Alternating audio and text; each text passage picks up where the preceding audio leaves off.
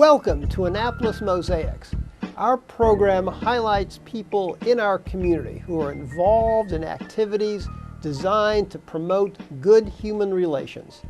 I am Michael Keller, the host of the program and the chair of the Annapolis Human Relations Commission. The Commission is a city board that seeks to promote equal opportunity and to eliminate discrimination. My guest today is Frank Sullivan, the Executive Director of the Anne Arundel County Mental Health Agency. Frank, welcome to Annapolis Mosaics. Thank you for having me. Well, let's start by talking about the mission of your agency. What's the main reason that it exists? Well, the mission of the Anne Arundel County Mental Health Agency is to promote mental health among the population of the county and the state. We are organized to coordinate, fund, monitor, and promote mental health programs for the citizens of the county, including the city of Annapolis. The County Mental Health Agency offers a wide range of programs and services. So let's talk about the different types of help that people can receive. And let's start by looking at the assistance that it provides to adults in general. Okay. The Mental Health Agency is generally concerned with making sure that poor people or people that do not have insurance have access to mental health services. Primarily in mental health, therapy, psychotherapy, and medications are the primary ways that we treat these disorders.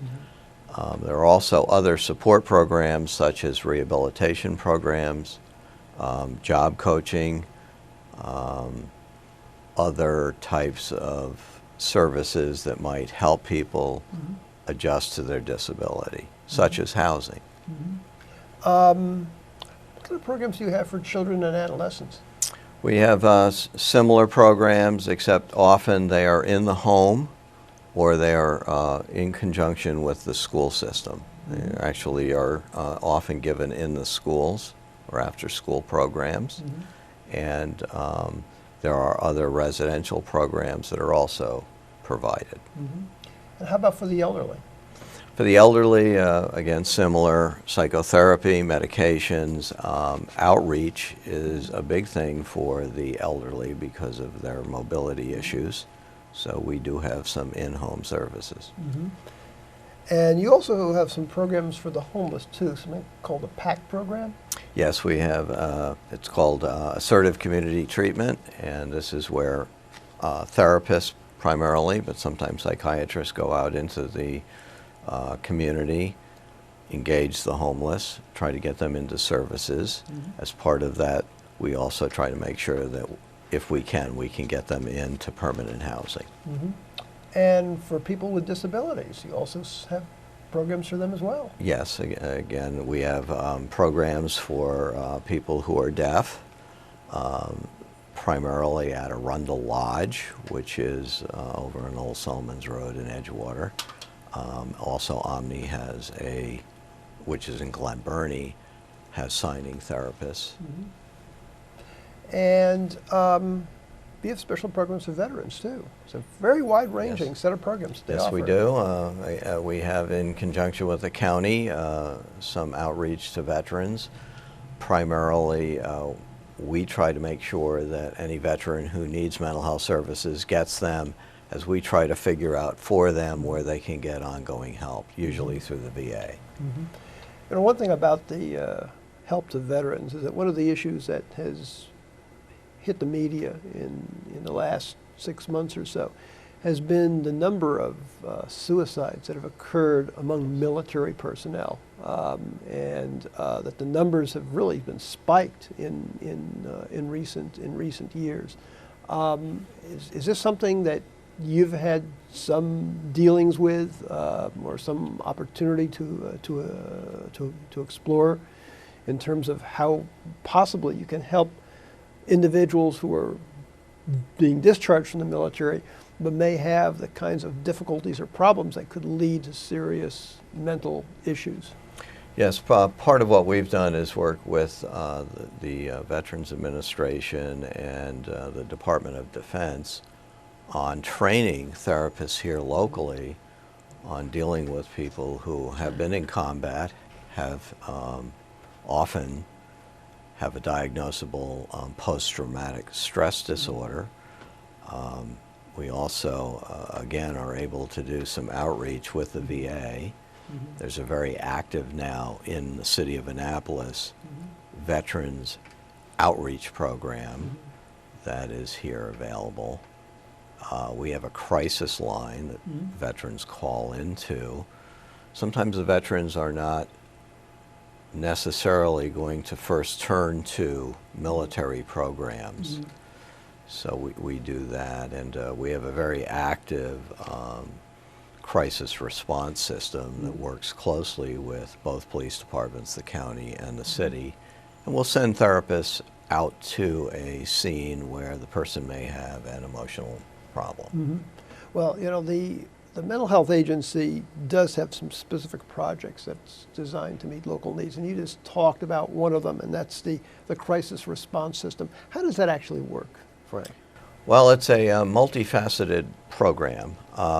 Primarily what they have is a warm line where anybody can call 24 hours a day, 365 days a year, and the number is 410-768-5522. Can you repeat that number for our Yes. viewers? 410-768-5522. And it's called the Anne Arundel County Mental Health Warm Line.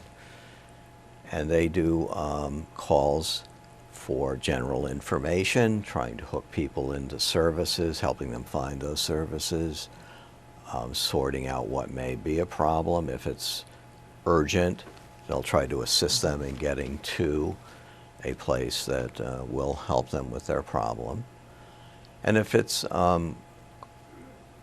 quite serious, such as potential suicide, they'll be able to respond to that by either getting the person to the emergency room or in conjunction with the police department, because there's a safety issue, actually go out to the scene, try to work with people and get them into the services right away. One of the unique elements is that the police officers generally are trained in how to use this service. They seem very appreciative of having this expertise that's available without any screening call material to them. So if they ask, we go. And we then back that up with an urgent care system, which we can get them in within 24 hours to be evaluated. And if they need temporary housing, we can work with various agencies to try to help with that. If they can't afford their medications, we try to make sure that we can do that as well. So there's a number of things that back that system up so that people don't continually cycle back through the crisis system.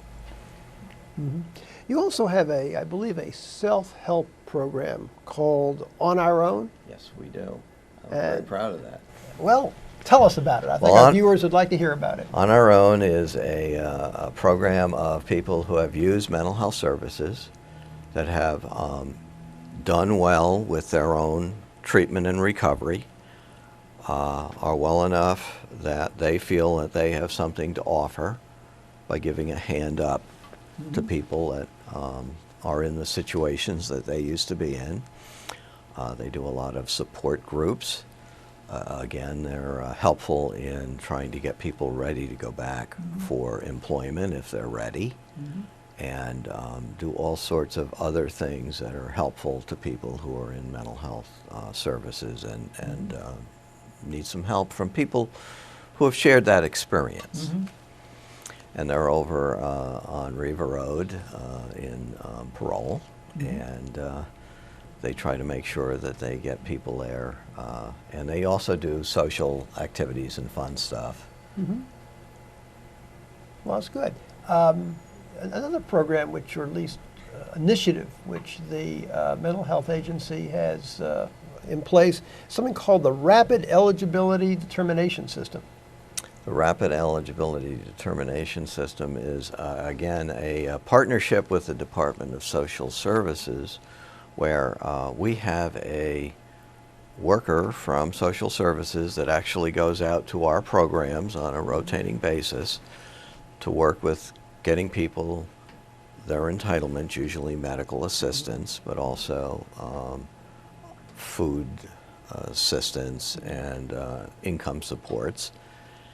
And one of the things with mental illness is sometimes you have a cognitive impairment, which is you forget things.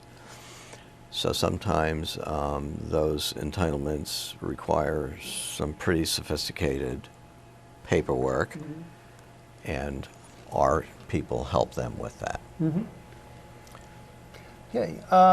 Another program which the Mental Health Agency has is they offer mentoring programs for emotionally disturbed children and families. Yes, we have a mentoring program that works with children who again have mental illnesses, and they need the additional supports and the peer help and focused activities that help them with adjusting to their environment.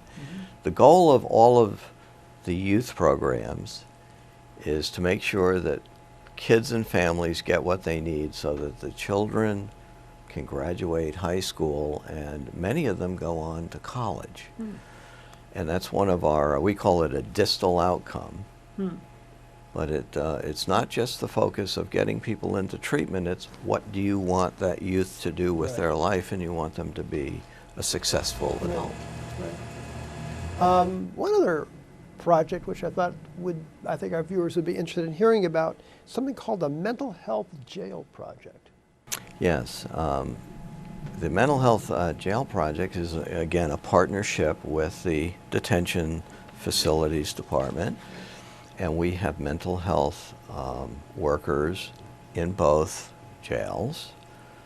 Part of what they do is assess what the mental health needs of the inmate population are.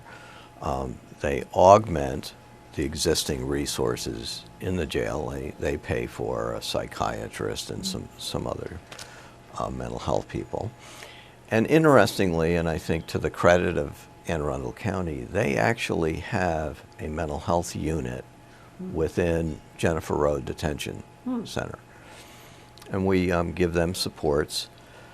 The other thing that we really try to emphasize is that when people leave incarceration, they go back to their neighborhoods, and if they need help, which would include medical help and mental health and substance abuse help, they should have access to it. So we work very diligently with the detention facilities through a series of community resource fairs that they do for the inmates before they leave, so that they're educated on how to get all sorts of services, and again, hopefully, so that they can resume productive life in our communities. We're going to take a break now, but when we return, we'll talk more with Frank Sullivan about the Mental Health Agency, and then also some very emerging issues that relate to the subject of mental health.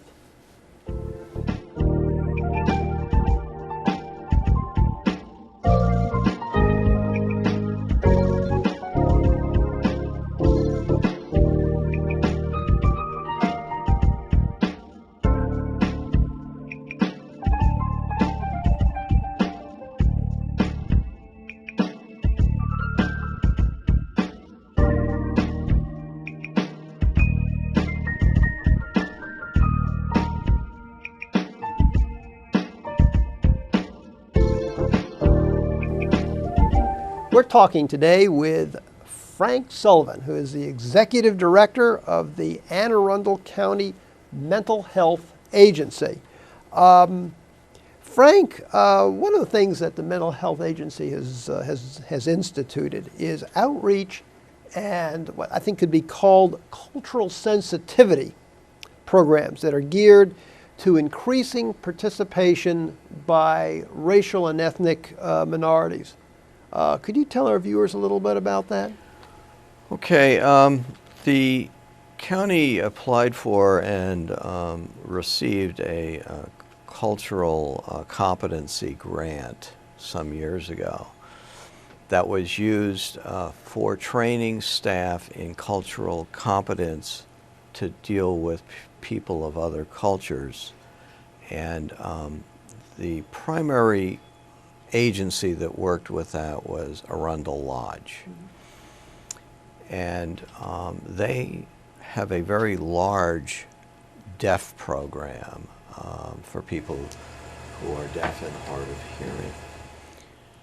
And this grant trains staff to be sensitive to the needs of people with both disabilities and who are from different cultures.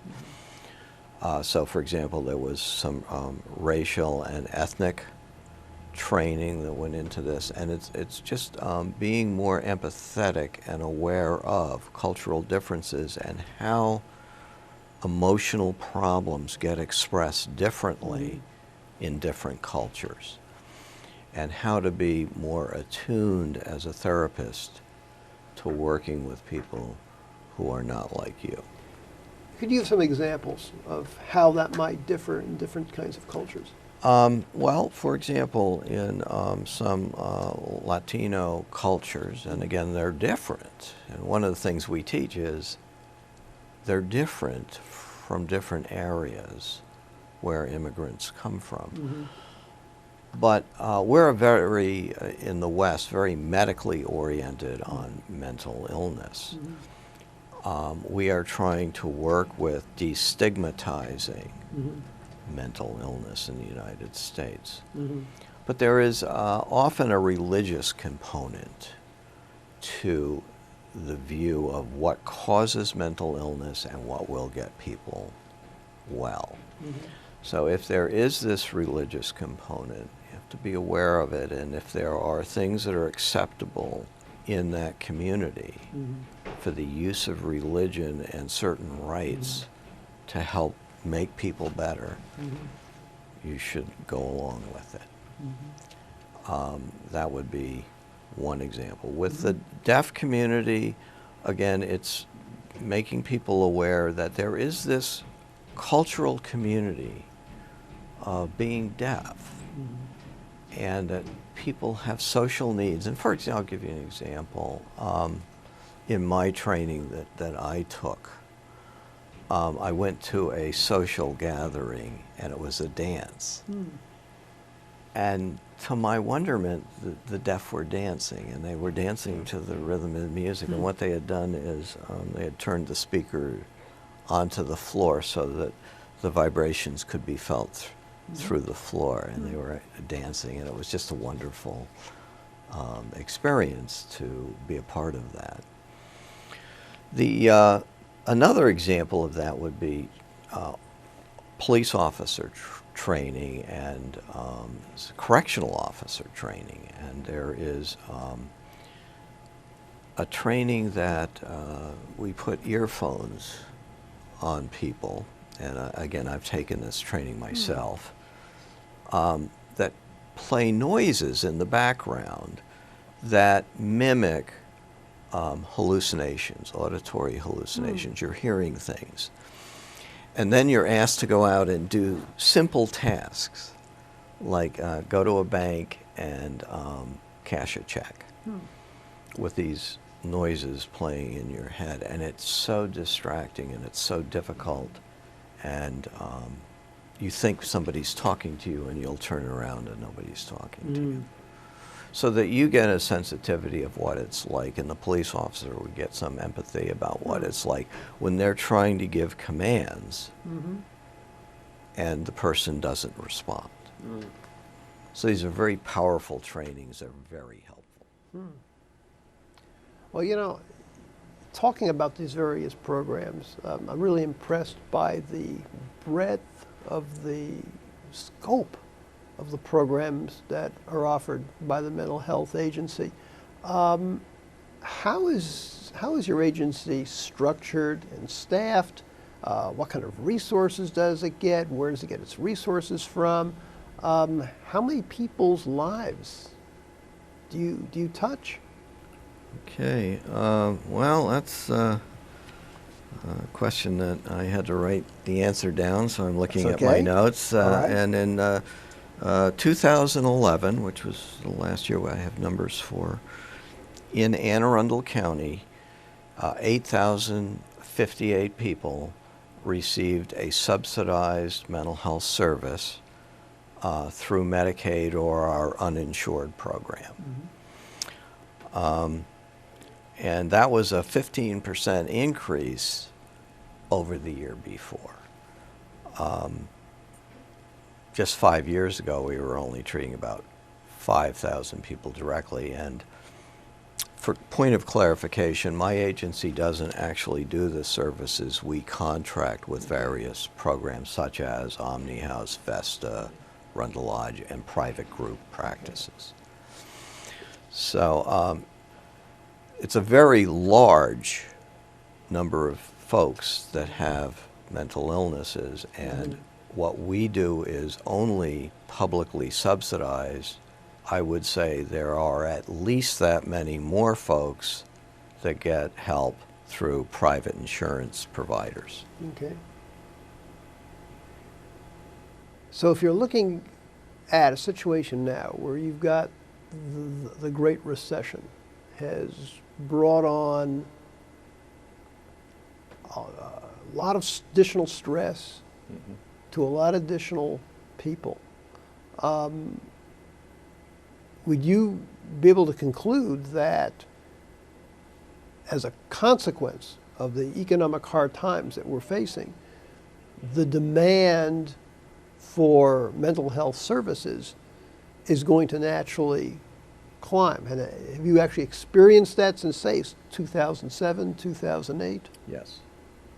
The demand for mental health services has gone up substantially in the last few years. It had been rising, but it's rising at a very rapid rate.